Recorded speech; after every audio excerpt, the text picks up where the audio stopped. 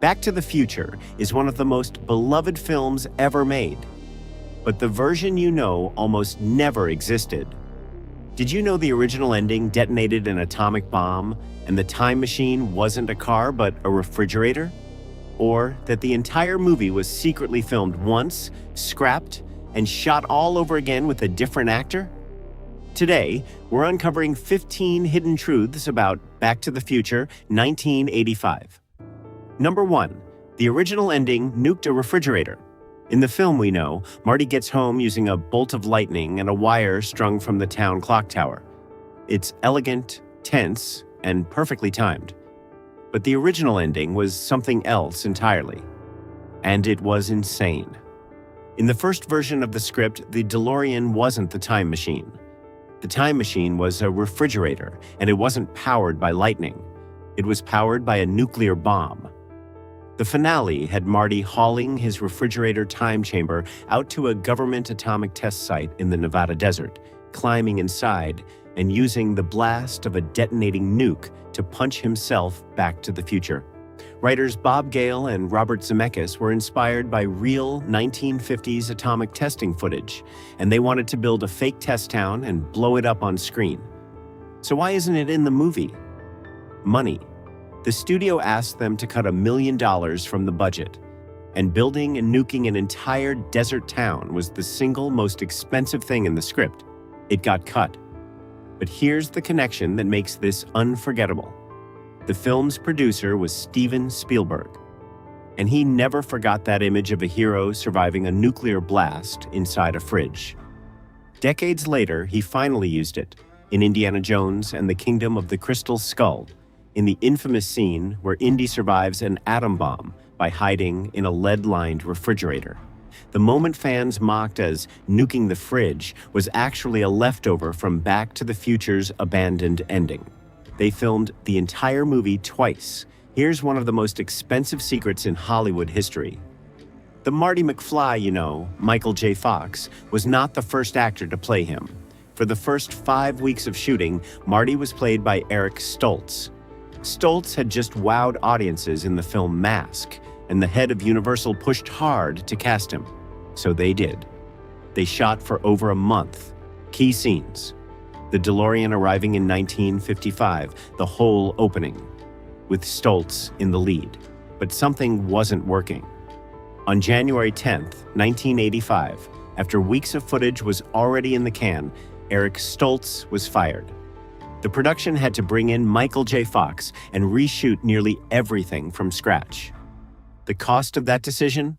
Around 34 days of filming lost, and an extra $3.5 to $4 million, including paying Stoltz his full salary for a performance almost nobody would ever see. It's one of the boldest, most expensive do-overs in movie history. The first Marty stayed in character and actually hurt his co-star. So why was Stoltz let go? On paper, it was creative. The team felt he was playing Marty too seriously, too dramatically, missing the light comedic energy the film needed.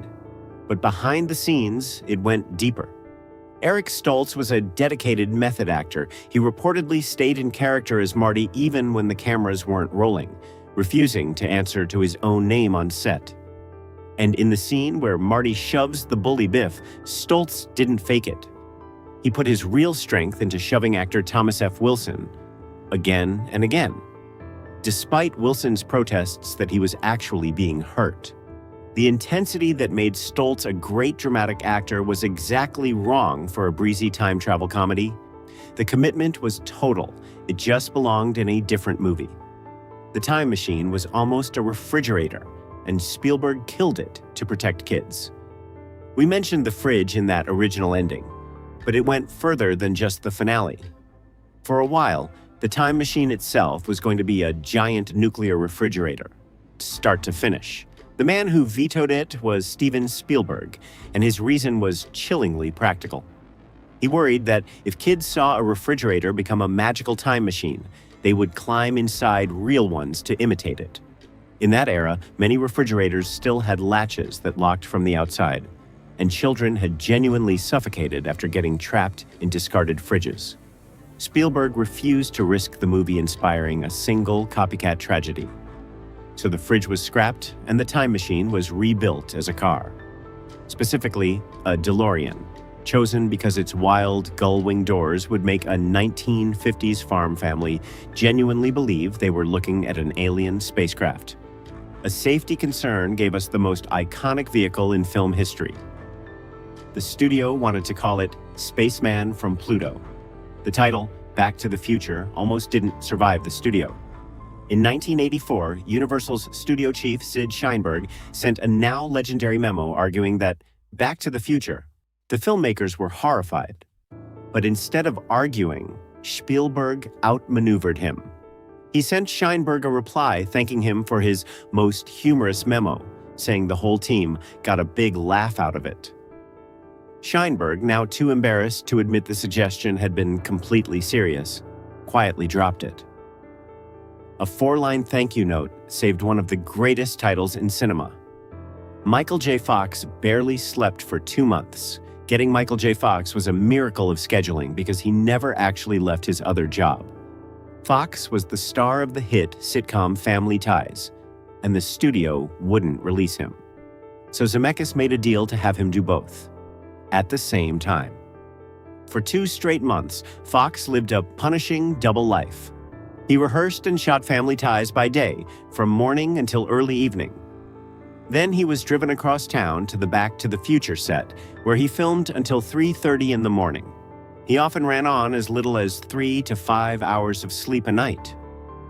Fox later admitted large stretches of that period were a blur of exhaustion. The relentless, wired energy Marty McFly carries through the whole film, some of it wasn't acting. It was a genuinely sleep-deprived young man running on pure adrenaline. Ronald Reagan loved it so much, he quoted it in the State of the Union. There's a scene where Marty tells Doc that in 1985 the president is Ronald Reagan, and Doc scoffs in disbelief. Ronald Reagan, the actor? The real Ronald Reagan, the actual sitting president, saw that scene and adored it. According to the filmmakers, he enjoyed it so much that he had the projectionist stop and replay the moment. And he didn't stop there. In his 1986 State of the Union address, Reagan directly quoted the film, telling the nation, "Never has there been a more exciting time to be alive." And referencing the movie's own line about where we're going, "We don't need roads." It remains one of the only times a Hollywood time travel comedy has been written into a presidential address to the United States. The flux capacitor was invented on a toilet. The flux capacitor is the heart of the whole film, the glowing Y-shaped component that makes time travel possible. And within the story, its origin is gloriously undignified. Doc Brown explains that he came up with the idea by accident. He was standing on the edge of his toilet, trying to hang a clock, when he slipped, fell, and cracked his head on the sink. The vision of the flux capacitor came to him in that concussed daydream. Even the name was a rescue job. In early drafts, it was called the temporal field capacitor, which Zemeckis felt sounded fake. A crew member who'd worked on a nuclear thriller knew the real physics term neutron flux, and the two ideas collided into flux capacitor. So the most famous fictional invention in sci-fi history was born from a slip in the bathroom. Gigawatts is a mistake nobody bothered to fix. Doc's most quoted line of panic is his cry for 1.21 gigawatts. Except he doesn't say gigawatts, he says gigawatts. And that pronunciation is completely wrong. Here's how it happened. When Bob Gale and Robert Zemeckis were researching the script, they consulted a scientist who happened to pronounce the word gigawatt with a soft J sound, gigawatt. The writers had never encountered the term before, assumed that was correct, and wrote it into the script phonetically that way. By the time anyone realized the proper pronunciation used a hard G, the line was already iconic. So they simply left it. A single expert's slip of the tongue became one of the most famous mispronunciations in movie history, quoted correctly, incorrectly by fans to this day. the mall quietly changes its own name. This is the film's most beloved hidden detail, and most first-time viewers walk right past it. When Marty leaves for 1955, Doc's experiment takes place in the parking lot of the Twin Pines Mall. Back in 1955, Marty crashes onto the farm of a man named Old Man Peabody and runs over one of the 2 pine trees the man is growing on his ranch. He's just destroyed one of the twin pines. So when Marty returns to 1985, look at the sign. The mall is no longer called Twin Pines Mall. It now reads Lone Pine Mall. Marty accidentally rewrote a tiny piece of history 30 years in the past, and the film shows you the consequence without a single word of dialogue. It's a masterclass in visual storytelling hidden in a background shot. The judge who rejects Marty's band is a rock legend. In the opening, Marty's band auditions for the school dance and gets shot down by a stern judge who booms through a megaphone that they are just too darn loud. Number 10. Marty accidentally invents rock and roll. One of the film's cleverest and most paradox-breaking gags happens at the Enchantment Under the Sea dance. Marty, stranded in 1955, grabs a guitar and rips into Chuck Berry's Johnny Be Good, a song that, in 1955, hasn't been written yet. Watch what happens in the background. The band leader, named Marvin Berry, grabs a telephone and calls his cousin, telling him, Chuck, it's Marvin. Your cousin, Marvin Berry. You know that new sound you're looking for? Well, listen to this. The implication is a beautiful time travel loop. Chuck Berry heard Johnny Be Good over the phone from Marty, who only knew it because he grew up hearing Chuck Berry's version. The song has no author. It just circles through time forever. A paradox the movie plays entirely for laughs. The world's first time traveler was a dog. Everyone remembers Marty as the hero who travels through time. But he wasn't the first living thing to do it. That honor belongs to a dog. In Doc's first successful experiment in the Twin Pines Mall parking lot, he doesn't climb into the DeLorean himself. He sends his beloved dog Einstein, named, of course, after Albert Einstein. With Doc at the remote and Marty filming, Einstein blasts 1 minute into the future, becoming the first time traveler in the film's universe. The best part? Einstein has absolutely no idea anything happened. He experiences the leap as a single instant and trots away completely unbothered. The most profound scientific event in the story, the first proof that time travel is real, is witnessed by a dog who couldn't care less. The DeLorean was chosen because it looked like a spaceship. Once the fridge was scrapped, the filmmakers needed a car strange enough to be believable as a time machine. They landed on the DeLorean DMC-12 for one specific reason: its dramatic, upward-swinging gull-wing doors. There was an actual in-story joke behind it. Zemeckis wanted a vehicle so bizarre-looking that when it appeared in 1955, a farmer who'd never seen anything like it would genuinely mistake it for a UFO. That's exactly what happens.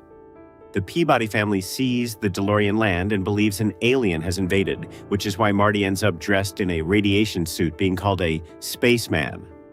The car's brushed stainless steel body, which never needed paint, only added to the otherworldly effect. It was picked to look alien, and it worked so well it became the most recognizable car in film history. The car that became a legend was a real-world failure. Here's the bittersweet truth beneath the DeLorean's fame. By the time the movie made it a legend, the actual DeLorean Motor Company was already dead. The car was the dream of automaker John DeLorean, but his company collapsed into bankruptcy in 1982, just 3 years before the film. Only around 9,000 DMC-12s were ever built before production ended. And in a scandal that shocked the country, John DeLorean himself was arrested in an FBI sting on cocaine trafficking charges, accused of trying to save his failing company with drug money. He was later acquitted on grounds of entrapment, but the company never recovered. So the vehicle audiences fell in love with was, in reality, a commercial flop, a beautiful, doomed machine that failed in the marketplace and nearly took its creator down with it. Back to the Future didn't just make the DeLorean famous. It gave a failed car a second life it could never have had on the road, which, for a movie about second chances and rewriting the past, might be the most fitting twist of all. Back to the Future looks effortless, a perfect blend of comedy, heart, and adventure. But underneath that polish is a movie that was nearly nuked, nearly renamed, filmed twice, powered by a refrigerator, and built around a car that had already failed in real life. It's a film about second chances that needed several of its own just to exist. And maybe that's the quiet lesson buried in all of it. Almost nothing about this movie went according to plan. And every accident, every disaster, every expensive do-over is exactly what made it timeless. If a story this beloved was really just a pile of mistakes that somehow landed right, maybe the future was never fixed to begin with. Maybe, like Doc says, it's whatever we make it. Let me know which hidden truth shocked you the most. And if you enjoyed this journey through Back to the Future's forgotten history, don't forget to like, comment, and subscribe.